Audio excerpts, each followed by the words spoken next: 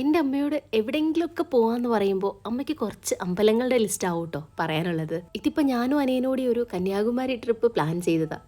അമ്മയ്ക്ക് കന്യാകുമാരി ഓക്കെ, പക്ഷെ പോകുന്ന വഴിക്കുള്ള അമ്പലങ്ങളിലൊക്കെ കയറി വേണം കന്യാകുമാരിയിലെത്താൻ. അച്ഛനാണെങ്കിൽ പോയിട്ട് ഇന്ന് തന്നെ തിരിച്ച് വീട്ടിലെത്തണം. കോട്ടയത്ത് നിന്ന് കന്യാകുമാരി പോയി അതും പോകുന്ന വഴിക്കുള്ള അമ്പലങ്ങളും ഒക്കെ കയറി ഇന്ന് തന്നെ തിരിച്ച് വീട്ടിലെത്തുക എന്നുള്ളത് പോസിബിൾ ആയിട്ടുള്ള കാര്യമല്ലല്ലോ. അപ്പൊ കന്യാകുമാരി ട്രിപ്പ് പ്ലാൻ ഒടിച്ച് മടക്കി പോക്കറ്റിലിട്ട് ഞങ്ങൾ കൊല്ലം വരെ ഒന്ന് പോയി. അമ്മയുടെ ആഗ്രഹം പോലെ അമ്മ പറഞ്ഞ ക്ഷേത്രങ്ങളിലും ഒക്കെ കയറി. അതൊക്കെ ഞാൻ കഴിഞ്ഞ വീഡിയോയിൽ ഇട്ടിട്ടുണ്ട്. പിന്നെ ഞങ്ങൾ പോയത് നേരെ അഴീക്കൽ ബീച്ചിലേക്കാണ്. വെയിൽ കാരണം ഒരു രക്ഷയും ഉണ്ടായിരുന്നില്ല. കുറച്ച് സമയം തേരാപ്പാറയൊക്കെ നടന്ന് പിന്നെ ഞങ്ങൾ ഒരു ബോട്ടിങ്ങിന് പോയി. ബോട്ടിങ്ങും കഴിഞ്ഞ് നേരെ ഞങ്ങൾ ലൈറ്റ് ഹൗസിലേക്കാണ് പോയത്. ഞാൻ ഈ ലൈറ്റ് ഹൗസ് ദൂരെ നിന്ന് കണ്ടിട്ടുണ്ടെങ്കിലും ഫസ്റ്റ് ടൈം ആണ് കേട്ടോ ഇതിന്റെ ടോപ്പിൽ കയറുന്നത്. നല്ല രസമുണ്ടായിരുന്നു ഇവിടെ നിന്നുള്ള വ്യൂ, പിന്നെ നല്ല കാറ്റും.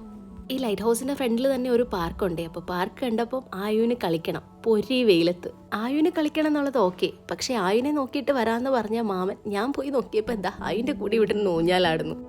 കുറേ സമയം എടുത്തു മാമനെയും മോനെ അവിടെ നിന്ന് ഇറക്കിക്കൊണ്ട് പോരാൻ വേണ്ടിയിട്ട്. പിന്നെ ഞങ്ങൾ അഴീക്കൽ ഹാർബറിൽ കയറി. ഇവിടെ ചെറിയൊരു എൻട്രി ഫീയും കാര്യങ്ങളും ഒക്കെ ഉണ്ടായിരുന്നു. ഉച്ച കഴിഞ്ഞത് കൊണ്ട് മീനൊന്നും കിട്ടില്ല കേട്ടോ. വെള്ളമെല്ലാം വന്ന് ലോഡുമായിട്ട് കിടപ്പുണ്ട്. ഇതിനിപ്പോൾ നാളെ രാവിലെ ഈ മീൻ വിൽക്കുള്ളൂ എന്നാണ് ചേട്ടന്മാർ പറഞ്ഞത്. ഇവിടെ വന്ന് ചേട്ടന്മാരോടൊക്കെ സംസാരിച്ചു. അവരുടെ ആ വലയൊക്കെ കെട്ടിക്കൊണ്ടിരിക്കുകയായിരുന്നു. ചേട്ടന്മാരും നല്ല വൈബ് മനുഷ്യരായിരുന്നു കേട്ടോ. പിന്നെ അവിടുന്ന് ഞങ്ങൾ നേരെ പോയി കപ്പയും മത്തിക്കറിയും കൊഞ്ചും കണവയൊക്കെ കൂട്ടി ഫുഡും അടിച്ച് പിന്നെ സൺസെറ്റ് കാണാമെന്ന് പറഞ്ഞ് ബീച്ചിലേക്ക് പോയി. ഒരു പട്ടവും വാങ്ങി അത് പറത്താൻ നോക്കി എന്ത് ചെയ്താൽ ഞങ്ങളെ കൊണ്ട് പറ്റുന്നുണ്ടായിരുന്നില്ല. പിന്നെ അവിടെ കണ്ട 2-3 ചേട്ടന്മാർ ഇങ്ങോട്ട് വന്ന് ഹെൽപ്പ് ചെയ്യാന്ന് പറഞ്ഞ് അവരാ പട്ടം പറത്തി തന്നു കേട്ടോ. ഇന്ന് ഈ കൊല്ലത്ത് വന്നിട്ട് കണ്ട മനുഷ്യരെല്ലാം നല്ല ആളുകളായിരുന്നു.